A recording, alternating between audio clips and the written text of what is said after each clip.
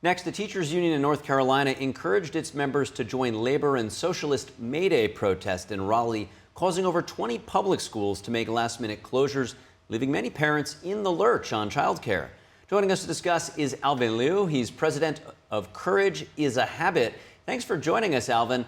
For those unfamiliar with this issue, can you give a high-level overview as to what actually happened in North Carolina? Absolutely. This isn't anything new. They've been doing this for, well over a decade. These teachers union, they use emotional blackmail. They always talk about supporting teachers. All we're doing is marching, supporting kids. Teachers need to be paid more. These are these lies that they've been repeating for quite some time, and people just talk about it. It just rolls out of their mouth. But what you're looking at is a communist indoctrination training center. That's what these teachers unions are. And so when they're marching like this, they're funneling teachers to different PACs. They're supporting left-wing candidates. They're demanding all these radical curriculum that's in schools. And that's not what people don't see that. See, parents don't see that. All they hear is, oh, we're supporting teachers. Oh, we're just marching for more pay. But what you're watching here is a communist training center, and they're using our kids as tools. Yeah, and I want to explore that a little deeper, Alvin, because the teachers union, they, as you explained, encouraged this coordinated last-minute absence, which sounds somewhat contradictory to what a teachers union should do. It should be, of course, trying to improve education, not cause lapses in the educational delivery. How do you go from there to mapping it to something to do with communism? Well, because we're starting with the wrong premise. And this is what we at Courage is a Habit are seeing with, quite frankly, 99% of Americans. You see, there's still this wrong premise that government K through 12 is about reading, writing, that type of thing. It's not. Government K through 12's purpose is to create social justice activists, is to create the new Red Guard, which is Mao's communist army.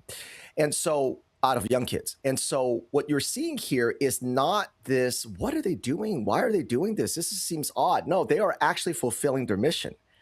The government K through 12's purpose is to put your children from very early on at kindergarten and in middle school to talk about this anti-white, anti-American, hating America rhetoric. This culturally responsive teaching, this queer theory. This is why you have all this, keeping secrets from parents and all those things. All these really radical left-wing causes is the purpose of government K through 12. And the teachers unions are a huge. That's all they are. That's all the teachers unions are. So now, if you look at it from that perspective, if you're looking at it from that premise, that is the purpose of government K through 12, and then you see the results of just low reading proficiency, almost single digit math proficiencies. If you look at that and understand that that's the mission, then you're going to say, and you're going to see that government K through 12 has actually been very successful in their mission. They haven't failed. And I hear this all the time. Oh, government K through 12 is failing. They're not failing. Because they're only failing is if you have the wrong premise that they're still about teaching, reading, writing, and academics.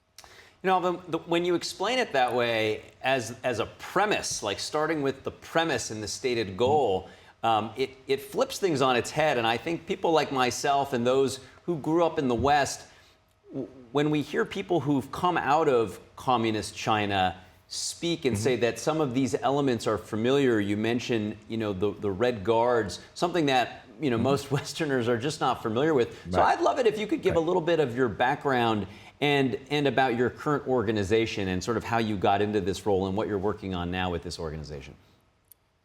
Oh, happy to, of course. So my great-grandfather ran from Mao's China. He was a rather older man. He had 2 bakeries, so nowhere near wealthy, but that's what Mao used, the rich, the 1%. Does that sound familiar? And so when he was dragged out and beaten, it was not the military. It was college-age kids, high school kids. Exactly what you're seeing today. Exactly what you're seeing today.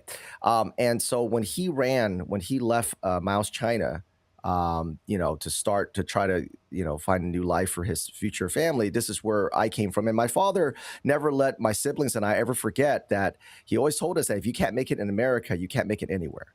And so there's always this huge gratitude of being born here, but also remembering our family history and never and trying to never let that repeat.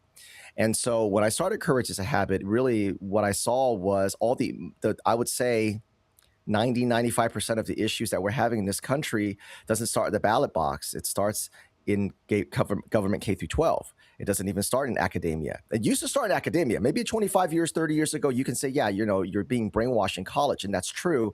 But today, the brainwashing starts in government K through 12. The brainwashing actually pretty much finishes by high school. When you get to college, it's not about indoctrination, it's about activation. It's about activating them to be violent.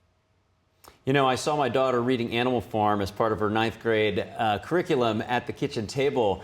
And you mentioned this word social justice, and that sounds like a good thing. Can you just, as we start to finish up, could you just explain why that isn't what it sounds like? Well, because the children, it's very easy to get them to believe in socialism because children by nature are all socialists. And the reason why children are socialists is because their parents take care of everything. So they have the luxury to say everything should be free. Everything should be fair because they're beautiful. They're children. They're perfect. That's the way they are. But of course, that only works within a family. Socialism only works within a family. It doesn't work once you step outside because it's always about the people who work and the people who follow the laws get beaten and taken by the people who don't work and the people who commit crimes. And that's what happens when they're brainwashing children in social justice activism at the younger grades. They don't talk about BLM or throwing Molotov cocktails or the 1%. What they talk about is empathy, kindness, compassion, and that's what they get the children on. Because to you and I, to normal people like you and me, that sounds great. But here's a question I want you and I want everybody listening to ask every time your school's teaching your children compassion or empathy. I want you to ask this one question: through whose lens? Through the lens of you and I, and from your grandmother and from your mother? Great. Through the lens of the teachers union, a critical race theorist, or a transgender cultist? Absolute poison.